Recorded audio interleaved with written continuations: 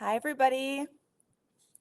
Can I just get a double check that everyone can hear me fine and see me? Okay, perfect. Welcome to today's webinar. My name is Irene Gillespie, and I am one of the educators with Lash Pro. I'm super excited to show you guys this presentation today on mastering client management. So this is the part of the industry that a lot of artists don't enjoy.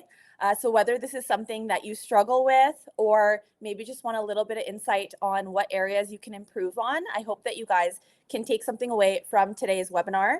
The most successful artists out there are not only offering incredible work, but they are incredible with managing their clients. So let's get started.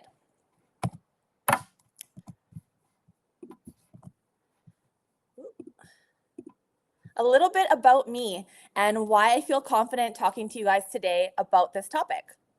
My journey includes working as a full-time lash artist in a studio environment, as well as working as a business owner independently. So I have worked alongside other artists and for many years now by myself. I've serviced hundreds and hundreds of clients.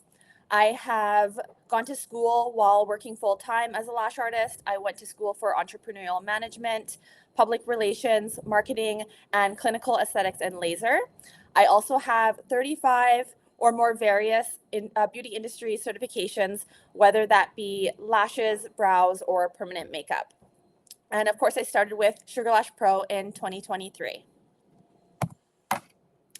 Why client management matters. Clients remember how you made them feel, how easy it was to book an appointment with you, how you handled problems that they had, and whether or not they felt valued.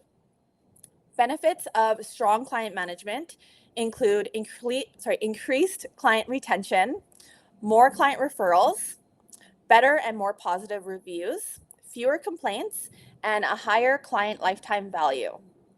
Do you guys know what client lifetime value is? Client lifetime value is the total amount of revenue a client is expected to generate for your business over the entire time that they are your client. So you can calculate this by taking their average appointment value times the number of visits that they're expected to come within a year, and then times the number of years that you expect them to come, or that you want to calculate how much you're gaining from them. So I've given an example here. This is an example of a client of mine. On average, she spends $60 with me, and she visits me every single week. So that's 52 times per year. So I've taken 60 by 52 by 1, and that gives me a total of $3,120. This means that client is worth approximately $3,120 to my business just over 1 year. Now, this client has actually been seeing me for more like 12 to 13 years weekly. So you can imagine what that number might look like over her lifespan of being my client. Understanding client lifetime value helps you see the long-term value of retaining clients. It helps you justify spending money on marketing and client acquisition. And it helps you prioritize client experience and relationship building because you understand the value that you're getting from these clients. Understanding the client journey. Every interaction is part of the client experience, not just the appointment itself. So there's many different client touch points within their experience with you, not just them coming and having the service done. First, we have discovery. So discovery is when the client first finds out about you, whether that's your Instagram page, your Google business listing, your website, your Facebook page, or even simply word of mouth. Next, we have booking. This is when the client is actually booking an appointment. So that could be on your online booking, in your Instagram DMs, conversing with you by text message or a phone call, or perhaps by email. Next, we have consultation. Consultation is either verbally in person when they're at their appointment with you, or it could be some sort of consultation prior to, whether you're talking to them over text or through Instagram and you're talking about expectations, helping decide what they want to get done, etc., what they're looking for. Next, we have the actual appointment. As we know, when they come, they're getting their service done by you, they're seeing your space, they're maybe meeting you for the first time, getting a feel for who you are as a person, getting to know you. And then lastly, we have follow-up. So any interaction following the appointment would be in follow-up. So whether you're sending them a message after, or if they're deciding whether or not to book with you again. First impressions. First impressions start before your client arrives. You want to evaluate your booking experience. So ask yourself, how easy is it for clients to book an appointment with you? We want to make it as easy and as simple as possible. We don't want any barrier for them to book an appointment. Are your policies clear? So if you have late policies, rescheduling policies, cancellation, no children policies, etc., how clear is it presented so that clients know that before they're booking the appointment or before they come? Do clients know what to expect? Do they know what to expect in terms of the service that they're receiving, etc.? And are confirmation emails professional? That's if they're getting them at all. So confirmation emails, confirmation texts. Client expectations. Clients appreciate having clear communication, simple booking processes, prompt responses, and transparency. So prompt responses, you're getting back to them in a timely manner. It's not taking you 24 to 48 hours to reply to them. And being transparent, clients don't want to have any surprises. Let's say, for example, you take deposits. It should be clear how that deposit works. If that client cancels within 12 hours and now you're letting them know that they've lost that deposit, did they even know that was the case in the first place? So everything should be as clear and transparent as possible. Consultations. Consultations help build trust. They help manage expectations. They help to personalize the service, and they help to reduce misunderstandings. Topics that you would include in your consultations can be desired results, so what they're looking for, lifestyle considerations, maybe they're getting the service done like lashes and they're going on vacation for the next 5 weeks, or maybe they swim every day or they go to hot yoga every day. These are things that we want to know. Maintenance commitment. They want to know what to expect for how often they need to come back and keep up with the service. Any medical considerations that might be important for the service that they're getting done, and their previous experiences. So asking them questions about the services that they've had in the past if they're getting something done for the first time with you, especially.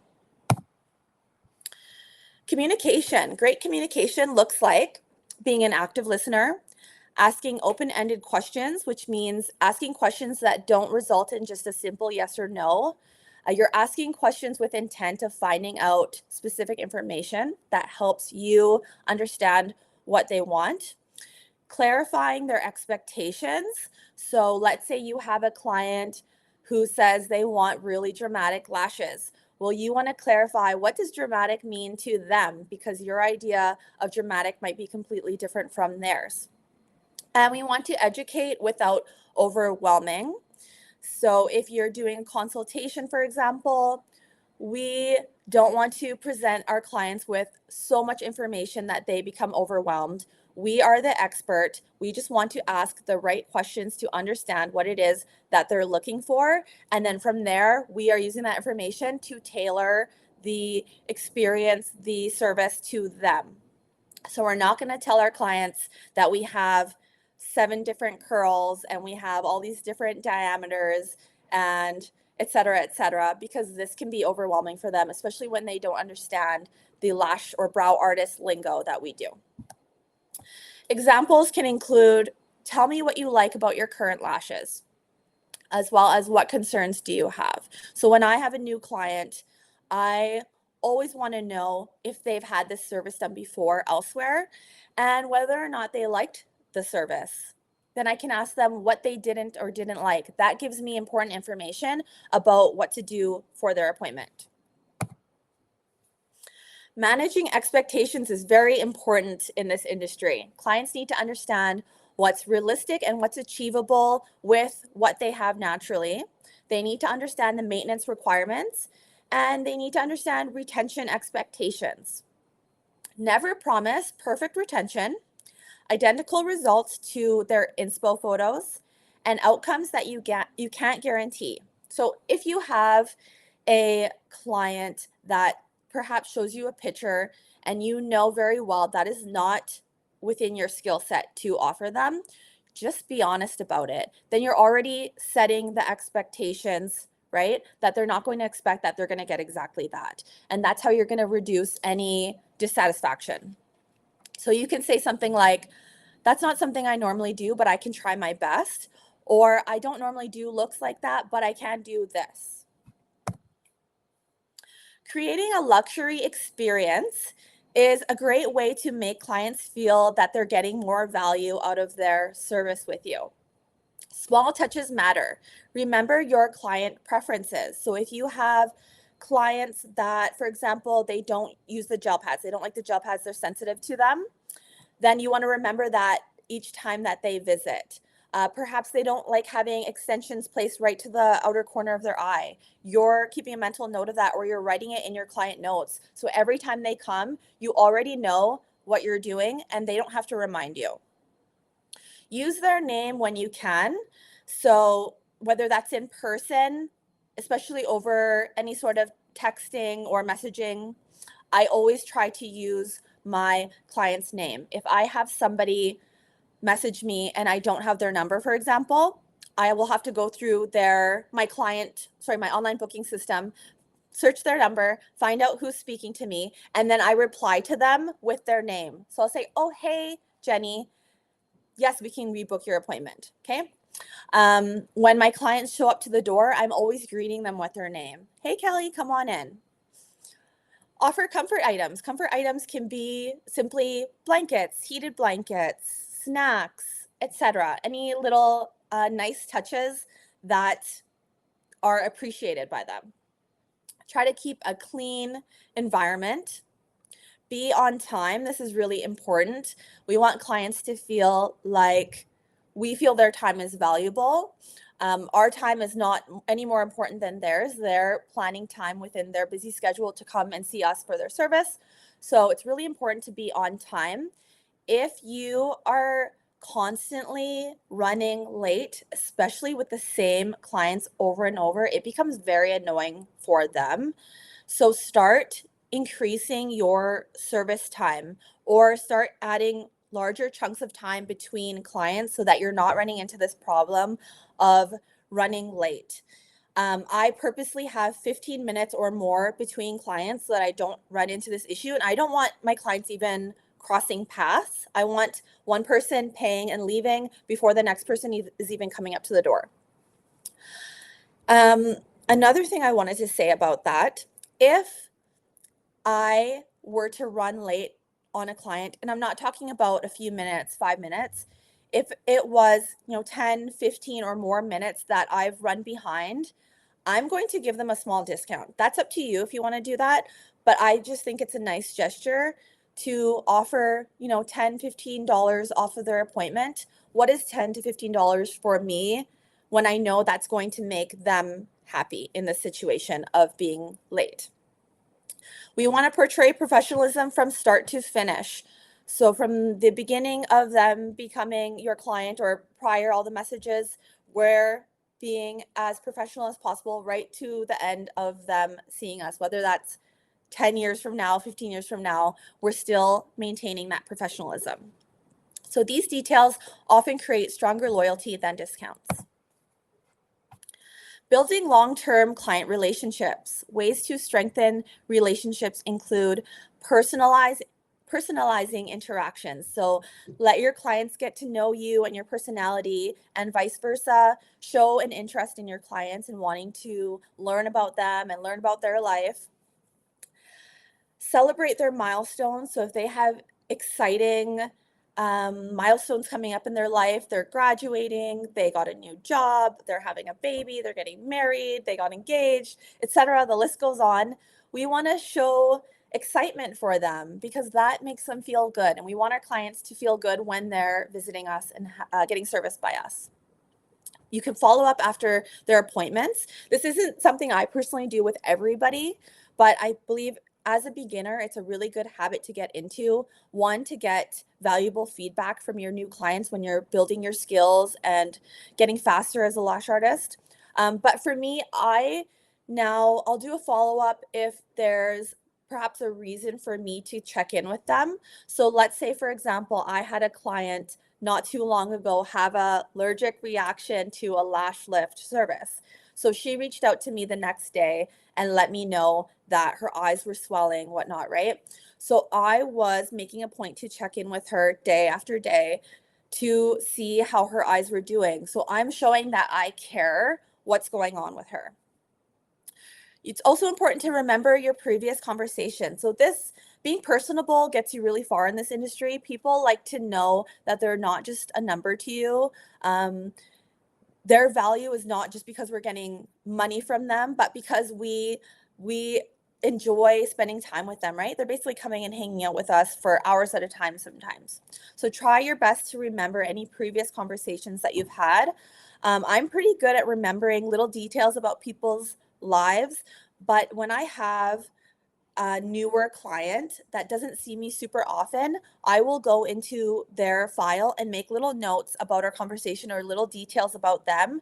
So when they come back to see me again, which let's say, for example, it's 6 months from now, I might not quite remember exactly who that was because it's been so long and I've never met them many times, but I can go in their file and see, okay, she's got a daughter named this. She's married. This is what her husband does for work. They have a dog, etc. Like these little details. So then when she comes and we're talking and I'm, you know, making conversation with her and kind of throwing in some of these tidbits of things that I remember, clients really appreciate it. And the number of times I've had clients say, "Wow, I can't believe you remember that," or "You have such a good memory." It clearly means something to them that I make a point to remember these things. Boundaries and professionalism. Healthy boundaries protect everyone, so you and the client. Being professional does not mean being available 24/7. So examples of boundaries can be your cancellation policies, whether that's clients need to cancel with at least 12 hours notice or 24 hours notice, etc. Your late policies. I'm seeing a lot of lash artists now will charge a fee if clients are running a certain amount of time behind, or perhaps they're not able to service them anymore, and then they're charging a late cancel fee. Payment expectations. So if you allow clients to pay you by e-transfer, for example, you have some sort of expectation of when that's going to be done, whether that's like the day of, etc. And communication hours. So as business owners, we get to decide when we're okay with clients messaging us. If you are not okay with clients messaging you in the middle of the night, that's totally up to you. You just want to make that clear to your clients. Handling difficult situations. Common challenges that lash and brow artists encounter are late clients, refund requests, complaints of some sort, retention concerns, and unrealistic expectations. So the response framework for dealing with these situations are firstly, listening. Secondly, acknowledging their concern. 3 is investigating. So asking the right questions to understand what the problem is. 4 is offering a solution of some sort.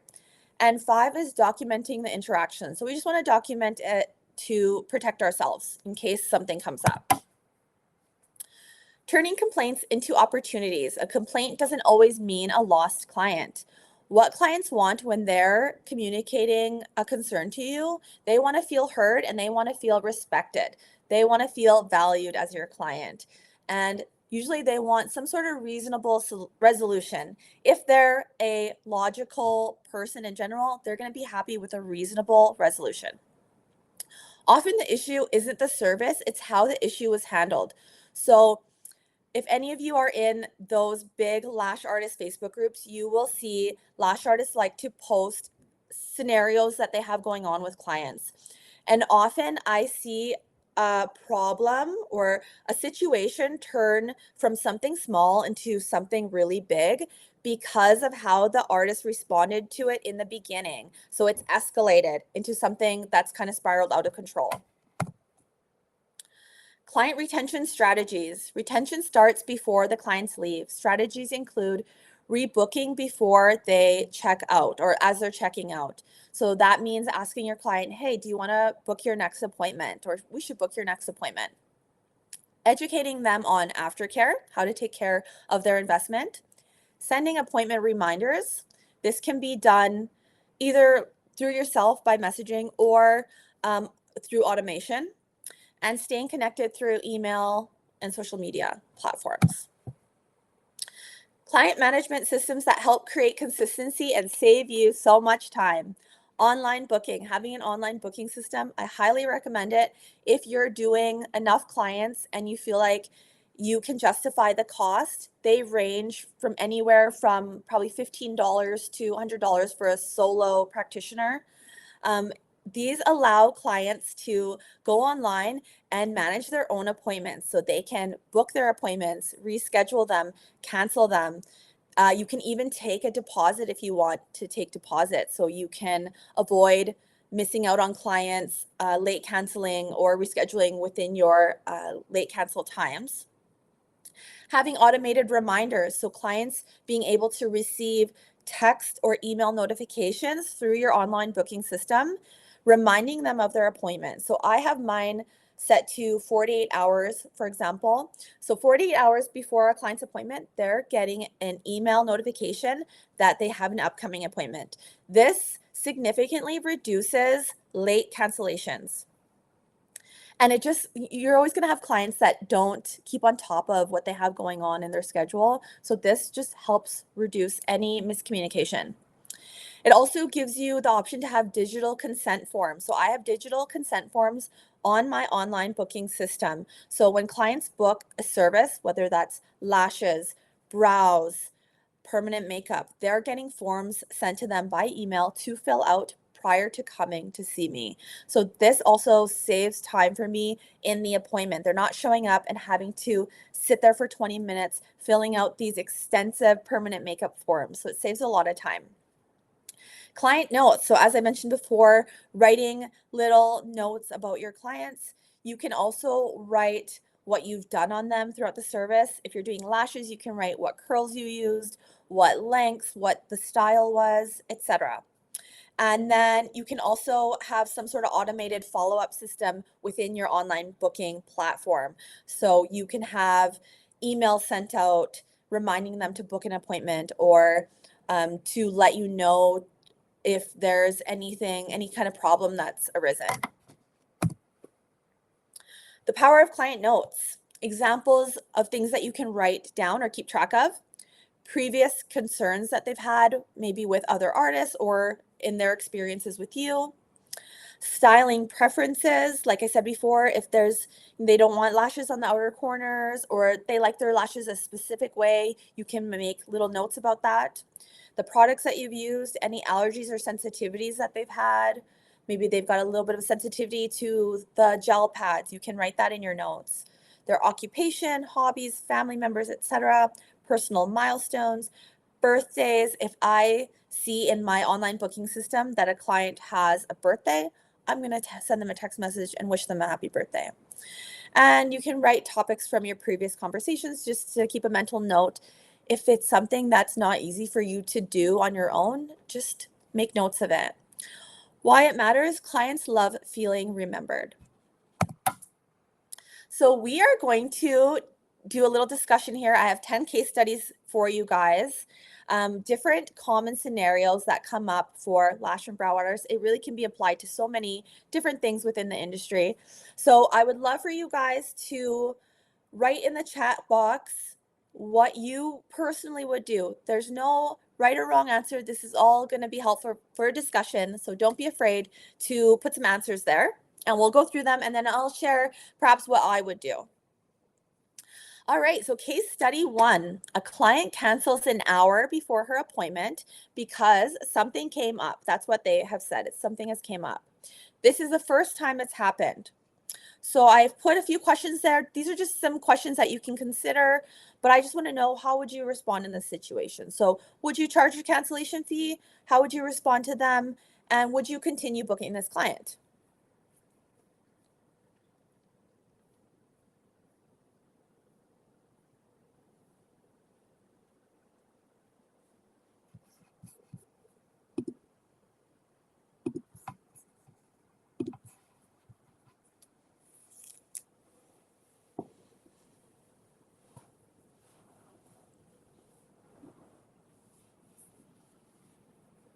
So would you guys charge a cancellation fee? This is her first time messaging you before her appointment and saying that something has come up.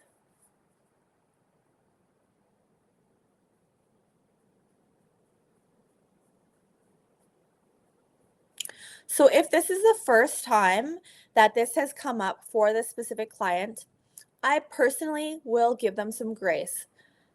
So Karina says, I would not charge a fee because it's the first time. Yes. So we know sometimes things happen, life happens.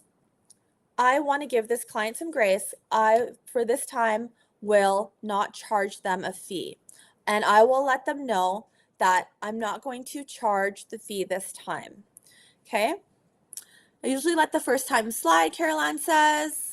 Linnell says, I'll give the benefit of the doubt. And if it happens again, I'll charge a cancellation fee. And Kim says, I think it's kind of subjective. Yes. So all of these scenarios, sometimes it's not black and white. You kind of have to gauge each scenario, each situation, different clients, and determine how you're going to respond. So being the first time, I'm not going to charge a fee. I'm going to give them a pass, and perhaps next time I'm charging fee if they're canceling with such short notice again. And if it happens again, maybe next time I'm letting them know that I'm charging them a fee because these late cancels affects me and my income, right? All right, next case study. A client is consistently 10 to 15 minutes late to her appointments. She's friendly and she spends a lot of money with you, but her lateness affects the rest of your day. Of course, sometimes this can cause a domino effect and we're running into all of our appointments are now late. So how would you address this? Hi, Erin. Yes, this is being recorded and we will put it on YouTube after, so you will be able to watch all of the previous. So we are just doing a discussion right now, and I'm going over some case studies with different scenarios and would love for you to comment in the chat box how you would respond in these situations. Okay, guys, so this client is consistently late, 10 to 15 minutes. What are we doing?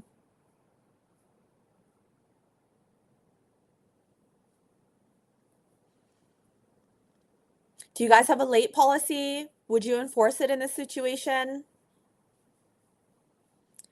We want this client to keep coming back to us, right? She's a nice client. She spends lots of money with us, but her lateness is affecting our other clients. What are we doing?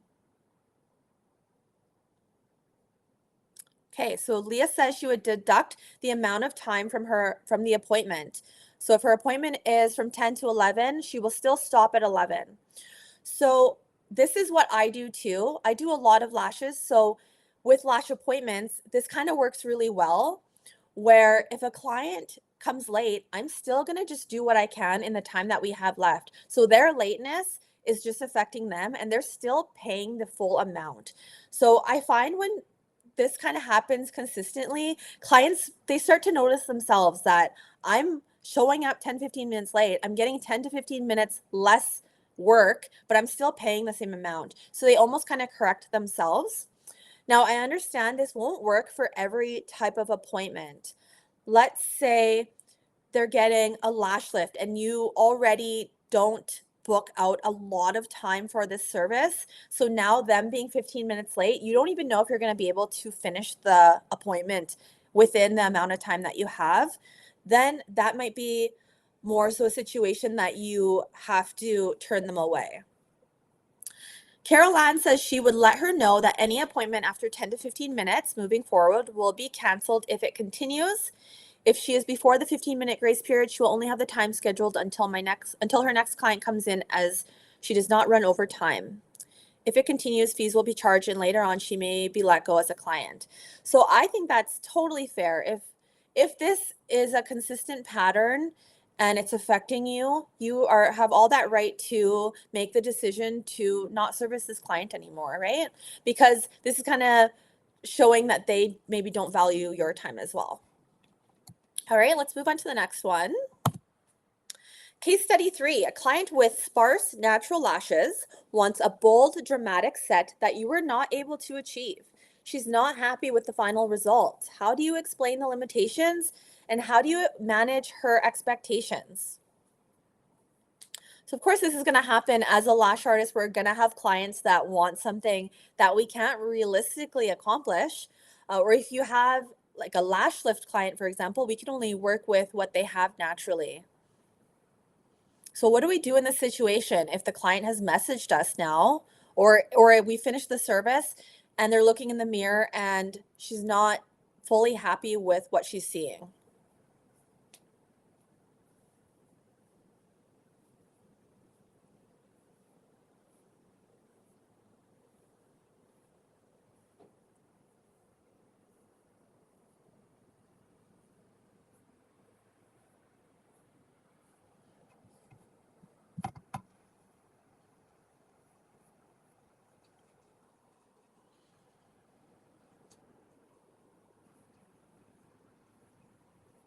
Have you guys ever had this happen before? Had a client not fully happy at the end? What did you do in that situation?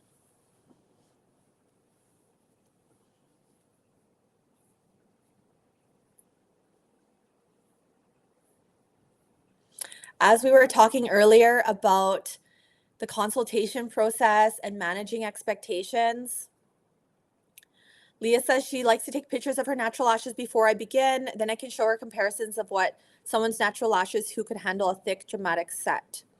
Okay, so showing what lashes you need to be able to achieve the look that she's wanting. Carol Ann says, express that breakage can happen with a more full look and that at the moment we cannot achieve what she's looking for. We can recommend Sure Lash Pro's Lash Serum to help with regrowth and to help strengthen the natural lashes. So yes, we can offer a lash growth serum, especially with lash lift clients too, get their lashes longer and healthier to be able to achieve a more noticeable result. But sometimes we still are going to have certain limitations, right? Even with a lash growth serum, somebody with really short natural lashes is only going to be able to get so far with their naturals that they still might not be able to achieve the look that they want, the inspo photo that they want. So that's why the consultation process is important. Make sure the clients already know what to expect at the end. So if you're doing a consultation or you have a client that you see regularly, and you know what their lashes are like and she wants something really thick and dramatic, you're communicating to her right off the bat that it's not going to result in this look that she specifically wants. Case study 4, a client messages you to tell you most of her lashes have fallen out. How do you respond? What specific information do you try to gather, and do you offer a solution?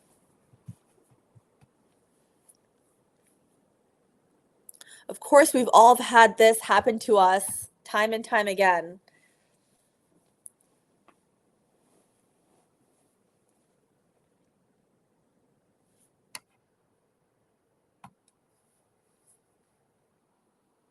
So do you guys ask certain questions in this case? And do you offer a solution of some sort?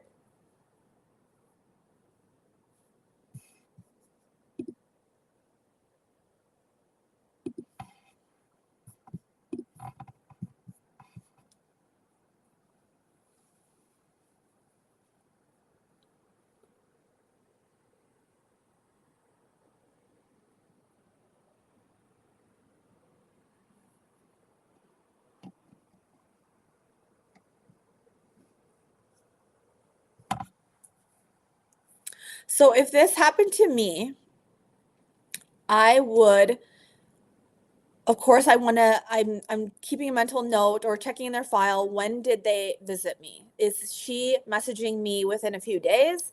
Has it been a week? Has it been a few weeks? If it's been a few weeks, she's basically due for a fill anyways, right?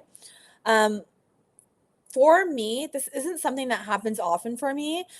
If it's a good client of mine, or even if they're a new client of mine, I'm going to give them the solution of coming in and having me fix their lashes for free. It's not even something that I always communicate that it's going to be free. I just tell them that they're going to come in, I'm going to fix it up for them. They come in, I fix it up, and at the end they sometimes expect that they're going to pay, and I tell them, no, don't worry about it. I'm touching them up for you. Okay. This is the kind of thing you kind of have to recognize patterns sometimes too. Do you have great retention with all of your clients, and it's just this one client who seems to always lose their lashes constantly over and over? Obviously, you're not going to continuously offer free touch-ups over and over. So every situation is going to be different. Leah says she would ask, did they fall out with her natural lashes? So we always want the clients to look and see if they've had the extensions attached to a natural lash. That means the natural lashes are falling out for some reason. So of course the extensions are going to fall out with them. Or are they popping out on their own? Leah always offers for them to come back so she can remedy the situation. If it keeps happening over and over again, sometimes it's not the right fit. So as I was saying, if this is just a continuous thing, maybe it becomes a conversation that you say you're not the right lash artist for them. Especially as a beginner lash artist, you are going to have this scenario pop up a lot because your retention is not going to be amazing as you're learning how to have proper application. Tammy says she would ask as many questions as possible to try to pinpoint what the cause may be. If it's within 3 to 5 days, she offers a complimentary fix. So I think that's totally reasonable. Within 3 to 5 days, you're getting a complimentary fix. After the 5 days, you're going to be paying for a fill of some sort. And Caroline says if it's a little while after the full set or fill, she asks if she's been in any steam, heat, oil, such as cleansers or makeup. A really good question is to see how she slept the night before and what kind of pillowcase she uses. I would have her come in to assess the lashes and fix them complimentary. So sometimes you just tell them to come in and then you're having that discussion in person. You're asking these questions, trying to pinpoint what has happened. And Leah says it's oftentimes from picking and playing with them, especially if your retention is usually great. Okay, of course, we've all had those clients that are notorious for picking their lashes off. It happens. So obviously, we're not going to be offering free touch-ups for these clients if it's from their own doing. We want to offer a solution when we know that it's possibly from us. Okay, moving on. A client books appointments regularly, but often cancels just before the cutoff. So let's say your cancellation policy is 24 hours. So right before that 24-hour cutoff, they constantly cancel their appointment and reschedule for a later date. Have you guys had this happen before? We know that this impacts our business. It can be annoying because that time was reserved for them, and it's not always enough time to get a new client in their place. So how do you handle this professionally, and should there be limits on rescheduling? This has happened to me in the last year. I did have a client that I noticed was always canceling right before the cutoff, and I did let it slide for quite a while because in my mind, she was canceling within the allowed time. But it got to the point where I removed online booking access for her. So she was no longer able to manage her own appointments. She would have to message me to cancel, to reschedule, to book. And since doing that, it has actually helped a lot with her staying committed to her appointment times. Would you guys handle it differently?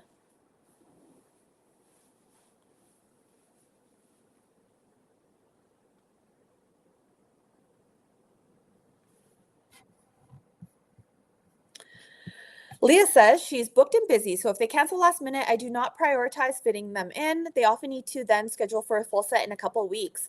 So true, if somebody chooses to cancel late every time, if you're really busy, they maybe can't get in right away anyway. So now they're having to wait, and that's almost penalizing them in a way because now they're going to have to book a full set. So that works too.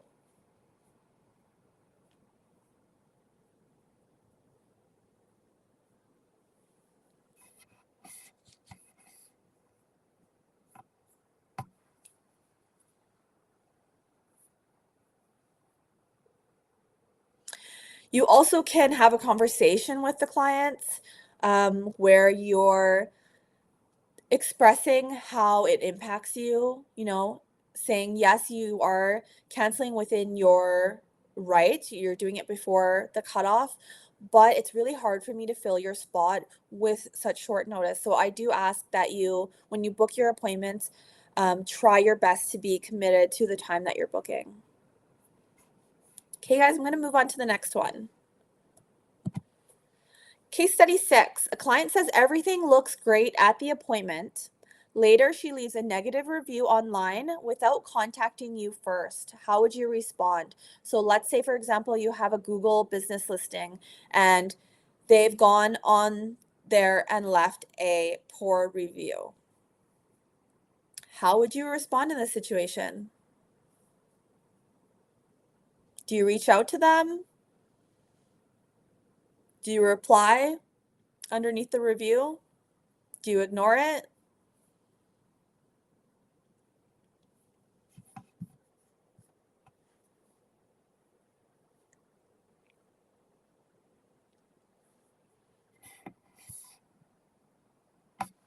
And if you're reaching out, what are you saying to them? Are you asking them questions? Are you approaching them from a place of anger?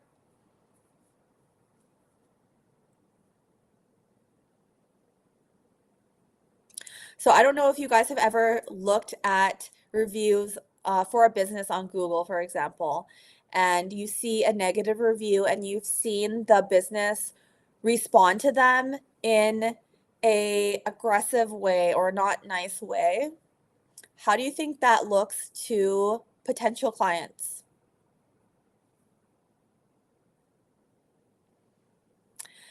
Working in the personal service industry, we are never going to make everybody happy. So we very well might receive some sort of negative review at some point in our career. But how we choose to respond to it can make a world of difference. So if we're getting a negative review on Google, let's say, and this situation specifically, we had no idea that this client was unhappy in any way because they left the appointment seemingly happy. So I personally would respond directly to their review, and I would say exactly that. Hey, Leah, I'm sorry. I didn't realize that you were unhappy. You didn't express that to me. I wish that you had sent me a message so that I could rectify the situation or I could do what was within my means to make you happy before coming on here and leaving this review. I welcome you to send me a message so that we can discuss this further. Tammy says she would reply to the review. Every business will always have some sort of negative review. It's how you handle it. She would reach out to the customer if it is something that you may be able to offer them a better experience again. So yes, you can decide if you want to reach out to them directly and still try to rectify the situation. We know that they can delete their review. Maybe we can make them happy and get the review taken down. But is it a unreasonable client that we're not going to make them happy? Is it because they just want a refund perhaps? Every situation is going to be different, so we have to gauge each situation differently. Okay, next one. A client frequently messages you late at night and expects immediate responses. Examples would be at 10:30, she's saying, "Can I move my appointment?" And at 11 o'clock, she texts you again, "Just checking if you saw my message." How do you establish communication boundaries? Do you respond immediately? And how can automated systems help? Automated systems being, for example, the online booking platform that I mentioned before. So we get to decide when we are okay with communicating with clients. If you don't want to talk to your clients at 10 o'clock at night, that is within your right. So we want it to be made clear to clients what our boundaries are with this sort of thing. If it was me, I would respond in the morning whenever I get up. And I would just say, "Hey, sorry, I was asleep when you messaged me. Yes, we can move your appointment. But perhaps you are more strict about it and you say to them, hi, yes, we can move your appointment. Just letting you know, I do not respond to business messages between 8 p.m. and 8 a.m. Okay, now they know going forward that they're not going to get a response from you in the middle of the night. Now, if you had an automated system, they would be able to go online and manage their appointment themselves. It significantly reduces the communication that you guys have with clients through messaging. Leah says she simply won't respond until she's back in working hours.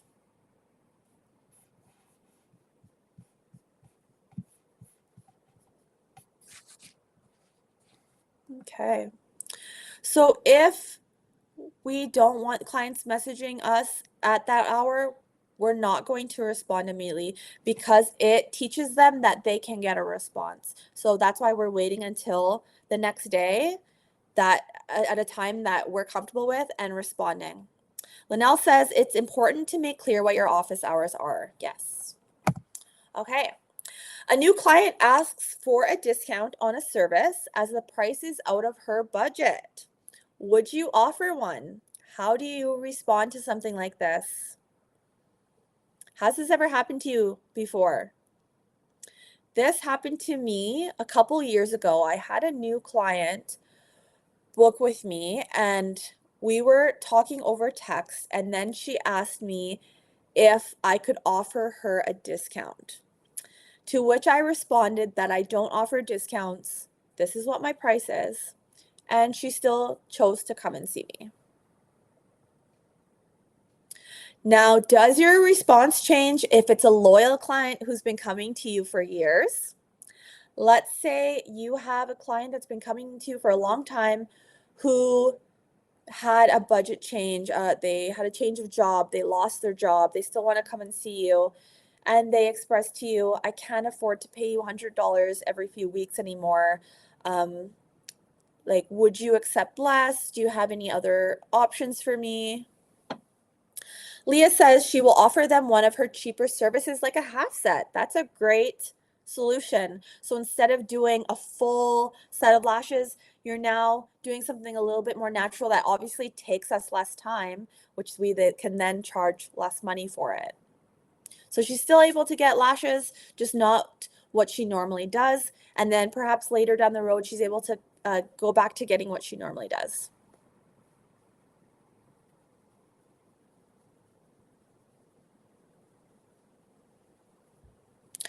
Now, I have one client that I offer a discount to. She has been seeing me for 15 years, and it's not something she asked of me. It's something I chose to do, and it's not a big discount, but it is a small discount because she's older, she's retired, and I'm just so happy that she's continuing to support me and fit me into her budget. So I do not mind giving her a small discount every time that she comes. Carol Ann says she will offer them a lash lift and tint that can last them 6 to 8 weeks, which helps a lot with budgeting and is also low maintenance, so it will be much more cost effective for her. That's another great solution. Lash lifts, obviously there's way less maintenance involved. They can do a new lash lift however often that they want or whatever fits into their budget. Whereas with lashes, obviously we know they're having to come back every few weeks to maintain them. She also says in the future,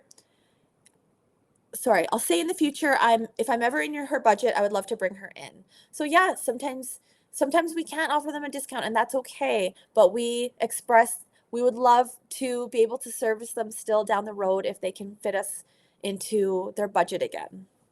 Okay. A regular client disappears without notice. So someone's been coming to you for a long time on a regular basis, and all of a sudden you don't see them on your books anymore. What do? Do you reach out to them? How can we as artists increase our retention, and what follow-up systems would help with this? So as I was saying before, with the automated systems, you can have messages, emails sent out that are reminding clients to book. You could also set something up where if someone hasn't seen you in a while, they're getting a message. Maybe you could ask for feedback. Opening the doors for feedback, welcoming it. Maybe you can find out from someone if there's a reason why they chose not to come back to you. I know some businesses will have an automated system that sends out discounts to people that haven't been in a while. So it might say, oh, we've missed you. Here's 20% off your next service if you want to book within the next couple of weeks. Leah says she personally doesn't reach out to them. She tries to make it clear. She tries to make it clear to all her clients that it's not personal and they are always welcome back. I agree with that. I don't reach out to clients if they discontinue services with me. You're not always going to have clients be open with you about not wanting to see you anymore for whatever reason. As much as that would be really nice to just know and have it be really clear and transparent, right? At the end of the day, it's a personal service. Maybe they want to try somebody else. Maybe there's certain reasons for why they're choosing to go to someone else. And that's okay. Clients are going to come and go. Sometimes they come back after a while, right? So I don't reach out to them. I don't recommend pestering clients if they are choosing not to rebook. Just a little example for you guys. I had a massage. This was quite a while ago now. I went to see someone new. I went to her house. I had a massage. And then I hadn't booked another appointment with her. She sent me multiple messages over the coming months asking me when I'm going to come back, when I'm going to rebook with her. And I felt it was a little off-putting because it felt like she was almost like pressuring me to come back when I already knew that I didn't want to return to her, right? All right. And last case study, your friend or family member books an appointment and expects flexibility with pricing, scheduling, and policies. So maybe they expect that they're going to pay less. They expect that you're going to get them in whenever it works best for them. And they expect that they can not have to follow your policies. They can cancel within your late range.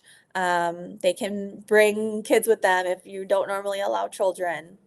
So should they follow the same policies as your other clients? How would you communicate boundaries? This happens a lot with lash and brow artists. They start servicing a family a family member or a friend or an acquaintance, and things start to happen where they feel like their time isn't respected, or maybe they never intended to service this person for months and months to come, but they offered them a really good rate for that first time, and then they just didn't feel comfortable enough to tell them that the price has changed later on. Caroline says, I will always let them know what my pricing is when they are inquiring on booking. If they ask for a discount, I simply say that everyone is charged the same pricing and I do not have any flexibility or discounts at the moment. Great. It's a great response. So I, for example, had a friend that was seeing me for lashes for a long time.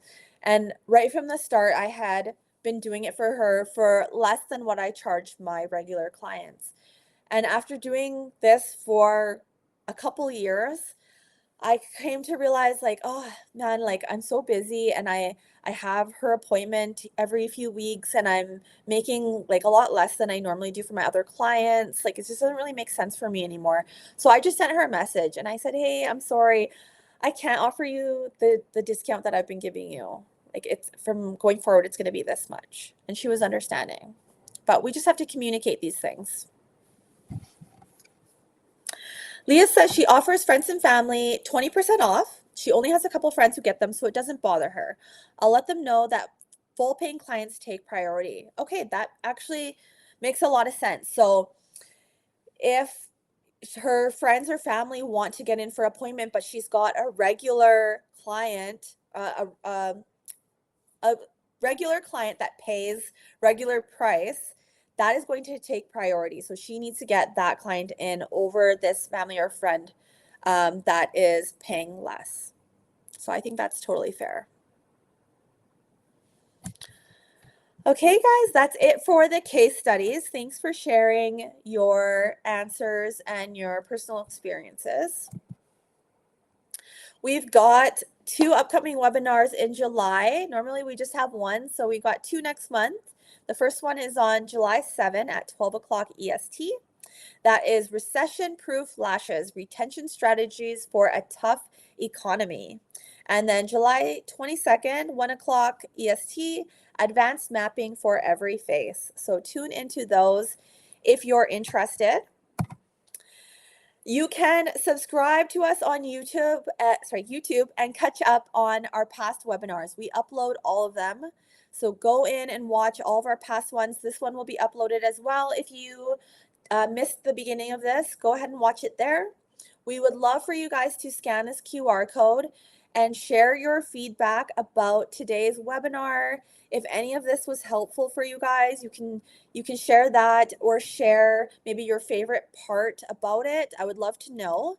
You can also share the topics that you guys want us to speak about in upcoming webinars. So we put together these topics ourselves sometimes when we don't have suggestions from you. So we would love to know what you guys want to see from us. So please scan that. And if you guys have any other questions or final comments, you can go ahead in the chat box there.